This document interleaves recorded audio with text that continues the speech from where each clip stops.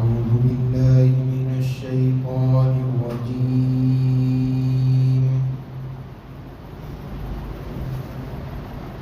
بسم الله الرحمن الرحيم.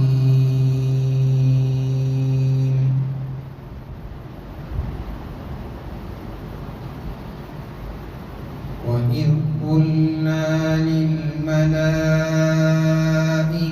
اسجدوا لآدم فسجدوا إلا إبليس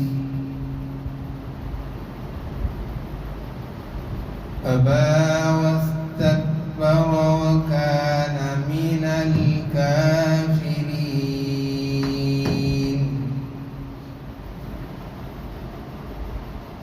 وقلنا يا آدم اسكن أنت وزوجك الجنة وكلا منها رغدا حيث شئتما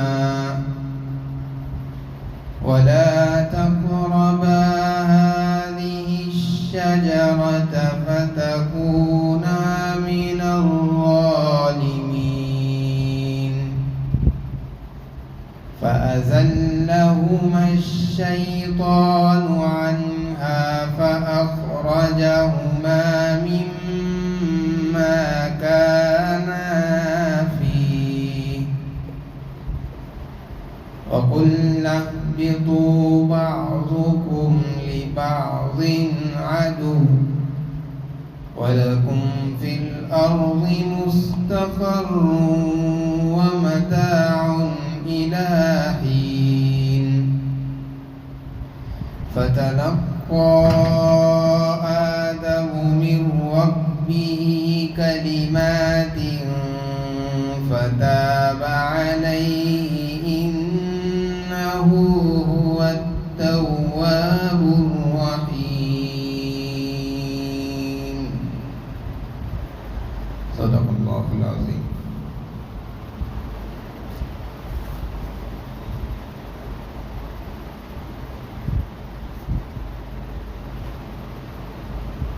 اور ہم نے کہا اے آدم آپ اور آپ کی زوجہ جنت میں رہیے اور اس میں سے بافراغت جہاں سے چاہے کھائیے اور اس درخت کے قریب مت جائیے ورنہ آپ ظالموں میں سے ہو جائیں گے.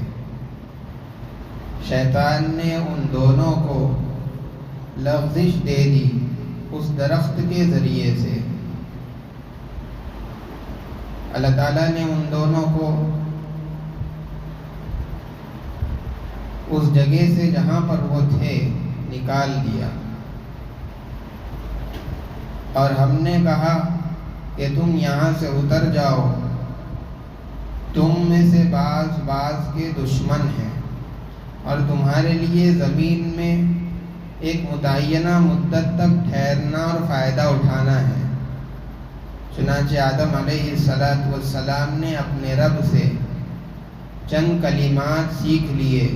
اللہ تعالیٰ نے ان کی توبہ کو قبول کیا. بلا شبہ وہ توبہ قبول کرنے والا، رحم کرنے والا ہے.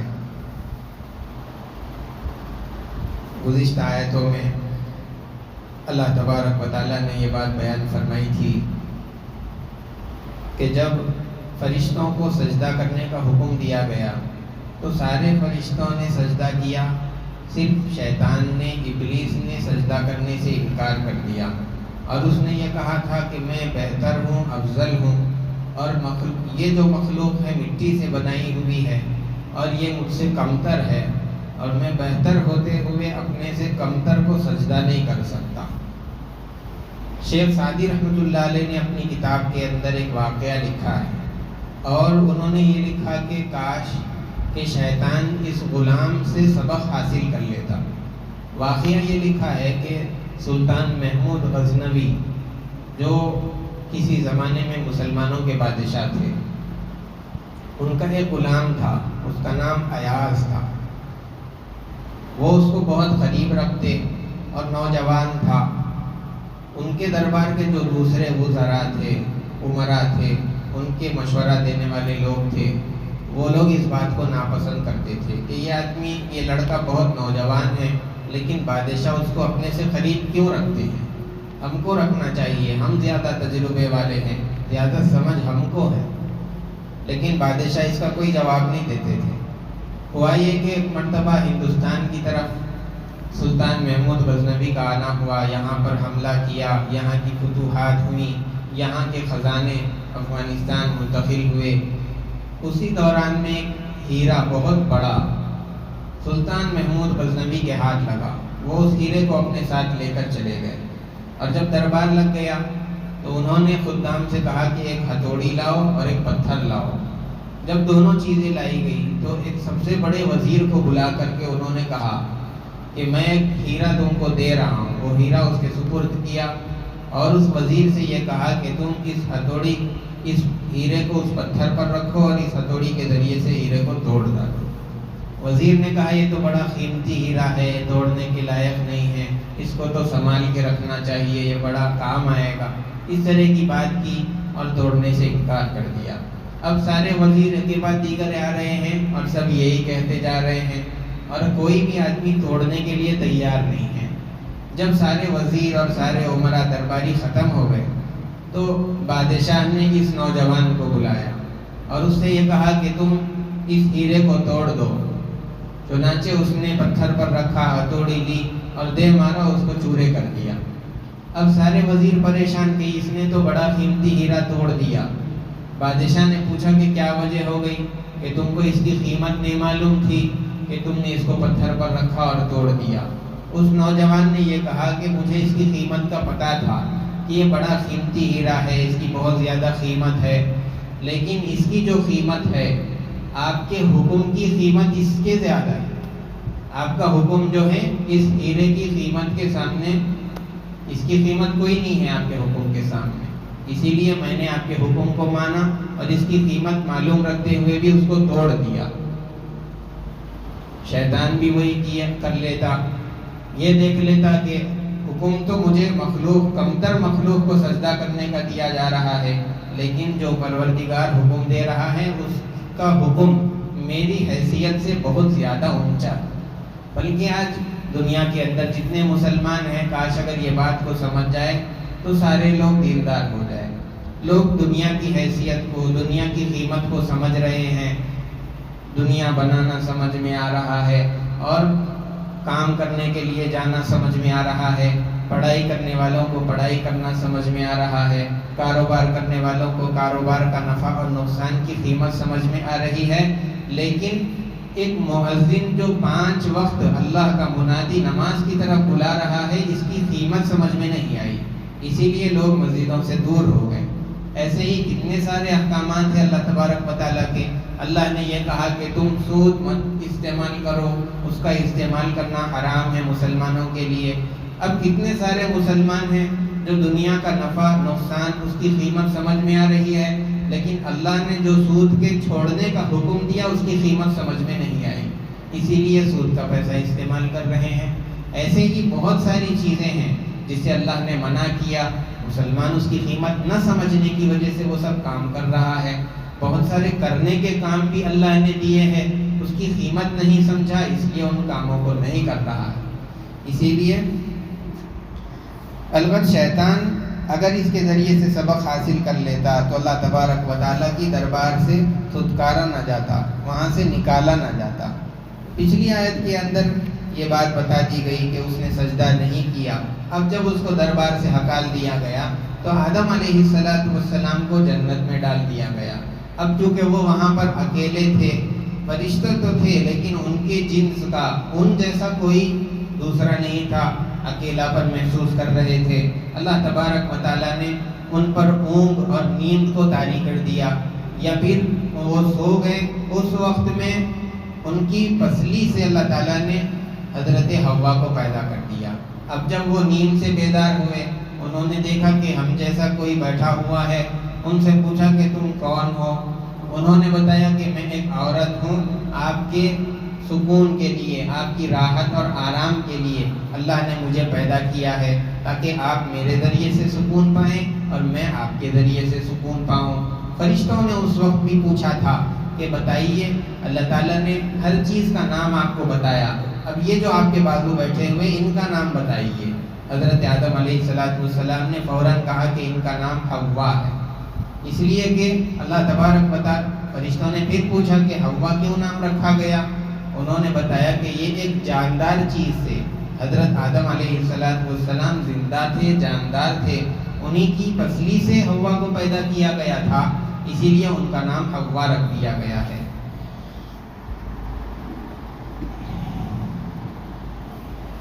جب جنت میں دونوں داخل کر دیے گئے، اب دونوں سے یہ کہہ دیا گیا کہ تم یعنی آدم علیہ السلام اور آپ کے پسلی سے جو آپ کی زوجہ پیدا کی گئی ہیں، آپ دونوں جنت کے اندر رہیے۔ یہاں سے ایک بات فقہاء نے یہ مسئلہ نکالا اس آیت کے ذریعے سے کہ دیکھیے قرآن کریم کے اندر جب جنت میں رہنے کی بات کہی جا رہی ہے تو یہ بھی کہا جا سکتا تھا کہ آپ دونوں جا کے جنت میں رہ جائیے، لیکن ایسا نہیں کہا گیا، بلکہ آدم علیہ السلام کو مخاطب بنا کر کہا جا رہا ہے آپ رہیے اور آپ کی بیوی بھی آپ کے ساتھ رہے گی۔ اس سے فقہاء نے یہ مسئلہ نکال کر کے امت کو بتایا ہے کہ جب آدمی نکاح کر لیتا ہے تو عورت کے لیے ٹھکانہ دینا، رہنے کے لیے مقام اور مکان مہیا کرنا یہ آدمی کی ذمہ داری ہے، اور اسی طریقے سے عورت اسی مکان کے اندر رہے گی جہاں پر شوہر رہتا ہے۔ گویا کہ عورت اپنے رہنے سہنے کے اندر مکان میں اپنے شوہر کے تابع رہے گی، ایسا نہیں ہوگا کہ شوہر کوئی اور مکان میں اور یہ بیوی کوئی اور مکان میں، ایسا نہیں، بلکہ دونوں ایک ہی جگہ پر رہیں گے۔ یہ مسئلہ انہوں نے بتا دیا۔ اور یہاں پر قرآن کریم کے اندر دوسری بات یہ بتائی کہ جب وہاں جنت کے اندر چلے گئے، اب تم جو چاہے کھا سکتے ہو، جنت بہت بڑی ہے، اس کے اندر بہت ساری نعمتیں ہیں، جو چیز آپ وہاں سے کھانا چاہیں کھا سکتے ہیں۔ حضرت آدم علیہ السلام اپنی مرضی کے حساب سے، حضرت حوا اپنی مرضی کے حساب سے کھا سکتے ہیں، اور وہاں پر جو نعمتیں تھیں ان کے متعلق یہاں ایک لفظ استعمال کیا گیا ہے رغدن، ایسی نعمت، ایسا رزق اور روزی جو بغیر محنت اور مشقت کے حاصل ہو جائے اور اتنا زیادہ کثیر ہو، زیادتی ہو اس میں کہ پھر اس کے ختم ہو جانے کا، اس کے کم ہو جانے کا ڈر نہ ہو، ایسی نعمت جنت کے اندر اللہ تعالیٰ نے حضرت آدم اور حضرت حوا علیہ السلام کو عطا فرمائی تھی۔ لیکن وہاں پر ایک درخت تھا، اس سے اللہ تبارک و تعالیٰ نے ان دونوں حضرات کو منع فرما دیا کہ تم اس درخت کے قریب مت جانا۔ دیکھیے بہت ساری چیزیں ہوتی ہیں جو بظاہر گناہ تو نہیں ہوتی، لیکن وہ راستہ اگر آدمی چلے گا تو گناہ تک پہنچنے کا اندیشہ ہوتا ہے، اسی لیے اس راستے پر چلنے سے بھی منع کر دیتے ہیں۔ جیسے کہ زنا کرنا یہ گناہ ہے، لیکن اس تک پہنچانے والی جو چیزیں ہیں، بے حیائی کے مناظر ہے، اور اسی طریقے سے جو بھی چیز زناکاری، بدکاری، فحاشی تک پہنچانے والی چیزیں ہیں، ان سب چیزوں سے آدمی کو بچنے کا حکم دیا گیا ہے۔ اسی طریقے سے یہاں پر بھی درخت کے قریب نہ جانے کا مطلب یہ ہے کہ اس کا پھل مت کھاؤ۔ اب آدمی جب اس سے قریب جائے گا تبھی نہ پھل کھائے گا، اسی لیے یہاں پر قریب جانے سے ہی منع کر دیا تاکہ نہ آدمی اس سے قریب جائے اور نہ ہی اس کا پھل کھائے۔ اور پھر قریب جب آدمی کسی چیز کے ہو جاتا ہے تو اس سے رغبت، اس سے انسیت، اس سے تعلق، اس کے استعمال کرنے کا دل میں جذبہ، خواہش پیدا ہو جاتی ہے، اسی لیے دور رہنے کا اللہ نے حکم دیا تاکہ نہ اس سے رغبت ہو، نہ اس کی طرف حضرت آدم علیہ السلام کا میلان ہو جائے۔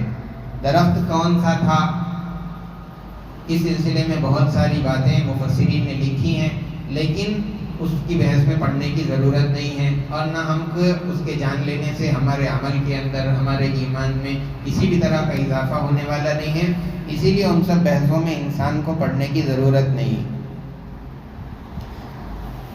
جب یہ بات تو کہہ دی گئی کہ آپ درخت کے قریب مت جائیے، لیکن اب ایک عرصہ گزرنے کے بعد میں کیونکہ شیطان اللہ تبارک و تعالیٰ کے دربار سے حضرت آدم علیہ السلام کی وجہ سے ہی دھتکارا گیا تھا، نکالا گیا تھا، اس کو آدم علیہ السلام سے دشمنی تھی، وہ بدلہ لینا چاہتا تھا، ان کو بھی غلط راستے پر ڈالنا چاہتا تھا، اسی لیے کسی طریقے سے اس نے آدم علیہ السلام کو اس بات پر آمادہ کر لیا اور تیار کر لیا کہ آپ اس درخت کا پھل کھا لیجئے۔ اب انہوں نے اس درخت کا پھل کھا لیا۔ اس کے بعد میں کیا ہوا یہاں پر تو لکھا ہوا نہیں ہے، لیکن دوسری صورتوں کے اندر تفصیل کے ساتھ واقعہ ذکر کیا گیا کہ جب انہوں نے پھل چکھا، کھایا نہیں پورا اطمینان سے پیٹ بھر کے کھا رہے ہیں ایسی بات نہیں، بلکہ صرف چکھا، چکھنے کے ساتھ ہی جنت کا جو لباس تھا اس کو اتار لیا گیا۔ اب وہ اپنے سطر کو چھپانے کے لیے وہاں کے پتوں کا استعمال کرے، پھر اس کے بعد میں اللہ تعالیٰ نے ان کو دنیا کے اندر بھیج دیا۔ تو یہ تفصیل دوسری صورتوں کے اندر ہے۔ شیطان کس طریقے سے آ گیا تھا، اللہ نے تو اس کو وہاں سے بھگا دیا تھا، پھر وہ جنت میں کیسے داخل ہو گیا، اس میں بھی بہت ساری مفسرین کی رائے ہیں، اس میں آدمی کو بہت زیادہ تحقیق کرنے، تفتیش میں پڑھنے کی ضرورت نہیں۔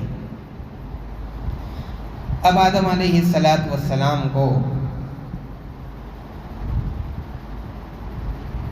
دنیا کے اندر جب بھیج دیا گیا تو کس جگہ پر بھیجا گیا؟ حضرت آدم علیہ السلام کے بارے میں مفسرین نے اور حضرت حوا کے بارے میں بھی مفسرین نے بہت ساری جگہیں لکھی ہے۔ ایک رائے یہ بھی ہے کہ ان کو سری لنکا کے اندر، سراندیپ کے اندر بھیجا گیا تھا، اور حضرت حوا کو عرب میں بھیجا گیا۔ الغرض ان دونوں کو الگ الگ مقامات پر بھیجا گیا، لیکن یہ دونوں حضرات اپنے کیے پر بہت زیادہ نادم تھے، شرمندہ تھے اور توبہ کرنا چاہتے تھے۔ لیکن کبھی کبھی ہوتا یہ ہے کہ آدمی اتنا زیادہ اپنے کیے پر نادم اور شرمندہ رہتا ہے اور توبہ کرنے کے لیے اس کے پاس الفاظ بھی نہیں ہوتے۔ کبھی یہ سوچتا ہے کہ اگر میں کوئی بات اپنی زبان سے نکال دوں اور معافی ملنے کے بجائے الٹا اور غصہ ہو جائے تو کہیں معاملہ بننے کے بجائے اور خراب ہو جائے گا۔ جیسے کہ کوئی آدمی، کوئی غلام اپنے مالک کی کوئی غلطی کر دیتا ہے، پھر اس کے بعد میں معافی مانگنے کے لیے اس کے سامنے کھڑا ہو گیا، ہاتھ باندھ کر کے، آنسو جاری ہے، اپنی گردن جھکائے ہوئے ہیں، لیکن زبان سے کوئی چیز نکل نہیں رہی، تو اب آقا اس سے خود پوچھتا ہے کہ تم آئندہ کرو گے؟ آئندہ تو نہیں کرو گے۔ پھر اس کے بعد میں سامنے والا جو اس کا نوکر ہوتا ہے وہ کہتا ہے کہ آئندہ نہیں کروں گا، ابھی معاف کر دیجیے۔ یعنی اپنے آقا کے ہی الفاظ دوبارہ دہرا دیتا ہے، اس پر آدمی کو معافی مل جاتی ہے۔ ٹھیک اسی طریقے سے آدم علیہ السلام بھی اپنے کیے پر نادم تھے، شرمندہ تھے۔ یہ بات لکھی ہوئی ہے کہ 200 سال تک یہ دونوں حضرات روتے رہے اپنے کیے پر۔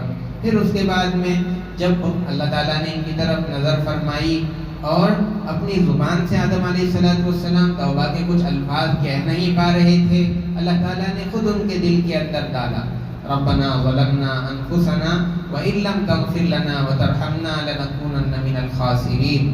جب اللہ نے یہ بات ان کے دل میں ڈال دی، انہوں نے یہی الفاظ اپنی زبان سے دہرائے جو اللہ نے ان کو سکھلائے تھے۔ اب ان الفاظ کے ذریعے سے جب انہوں نے توبہ کی تو پھر اللہ تعالیٰ نے ان دونوں حضرات کی توبہ کو قبول فرما لیا۔ یہ دونوں حضرات جو کہ دنیا کے مختلف حصوں میں اتارے گئے تھے اور میدان عرفات کے اندر ان دونوں کی ملاقات ہو گئی کئی برس کے بعد میں۔ فرماتے ہیں کہ آدم علیہ السلام نے حضرت حوا سے جو ملاقات کی عرفات کے اندر، عرفات کے معنی ہیں شناخت کرنا، ان دونوں نے ایک دوسرے کو اس میدان میں پہچانا، ایک دوسرے کی شناخت کی، اسی لیے اس میدان کا نام عرفات پڑ گیا۔ اور اپنے کیے پر شرمندگی کی وجہ سے 300 سال تک حضرت آدم علیہ السلام نے آسمان کی طرف شرمندگی سے سر نہیں اٹھایا تھا۔ تو یہ شرمندگی، یہ ندامت اپنے کیے پر حضرت آدم علیہ السلام نے اللہ کے سامنے ظاہر فرمائی۔ یہ تو ایک چھوٹی سی لفظش تھی جو اپنے سمجھ کے، اپنے فیصلے میں غلطی کی وجہ سے آدم علیہ السلام سے ہو گئی تھی، جس کا نتیجہ یہ ہوا کہ جنت سے دنیا میں اتار دیے گئے۔ اب اللہ نے ساتھ میں یہ بھی بتا دیا تھا، اس آیت کے اندر بھی اللہ نے یہ فرما دیا، بعضکم لبعض عدو۔ جب شیطان نے دنیا کے جنت میں جس طرح تمہارے آبا و اجداد کو گمراہ کیا اور اللہ کی نافرمانی پر آمادہ کر دیا، ٹھیک اسی طریقے سے آدم کی جو اولاد قیامت تک آئے گی ان کو بھی برابر بھٹکانے کے اندر شیطان لگا ہوا رہے گا۔ اور ان کو غلط راستے پر چلانے کی پوری کوشش کرتا رہے گا۔ اب چھوٹی سی غلطی کی وجہ سے جب جنت سے نکال دیے گئے، اور ہم لوگ دن میں کتنی سارے گناہ کرتے رہتے ہیں، کتنی ساری غلطیاں کرتے رہتے ہیں، لیکن پھر بھی یہی کہتے ہیں کہ ہم جنت میں جائیں گے۔ اب بتاؤ کہ چھوٹی سی غلطی کی وجہ سے جنت سے نکلنا ہوا، تو ہمارے گناہوں کی وجہ سے اس کے کرنے کے باوجود میں جنت میں کیسے جائیں گے؟ اس کی توبہ ہو، استغفار ہو، اللہ کی طرف رجوع ہو، اور پھر اپنے گناہوں پر سچی ندامت اللہ کے سامنے جو بندہ ظاہر کر دیتا ہے، اللہ تبارک و تعالیٰ اس کو معاف کرنے والے ہیں، کیونکہ اللہ تعالیٰ بہت زیادہ توبہ قبول کرنے والے اور رحم کرنے والے ہیں۔ انہ هو التواب الرحیم۔ بس اس کے بعد انشاءاللہ آئندہ بیان کیا جائے گا۔ اللہ تبارک و تعالیٰ قرآنی ہر حکم پر ہم کو عمل کرنے کی توفیق عطا فرمائیں، قرآن کی صحیح سمجھ ہم سب کو اللہ تبارک و تعالیٰ نصیب فرمائیں۔ سبحان ربک رب العزت عما یصفون وسلام علی المرسلین والحمد للہ رب العالمین۔